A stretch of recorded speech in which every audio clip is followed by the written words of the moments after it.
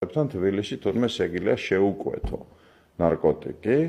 და ის მოგცემს რაღაც ლოკაციასო და მიხვალ და აიღებო. ეხლა მე არ ვიცი ეს სიმართლეა თუ არა, მაგრამ ეს თუ ესეა, ეს არის ქვეყნის დაღუპვა, გესმის?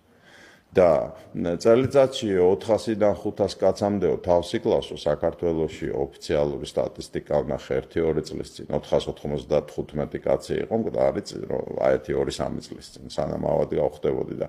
მაგ თვითმკვლელობებში ხომ თითქმის 100% შედგება ორი პლასტისგან, ნარკომანიის გამო და კაზინოებში თამაშის გამო. აი წელს ზაფხულში კიდევ ერთი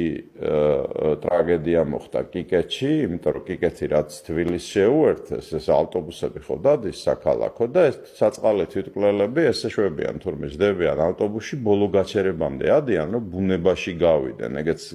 მიწა დაკარგული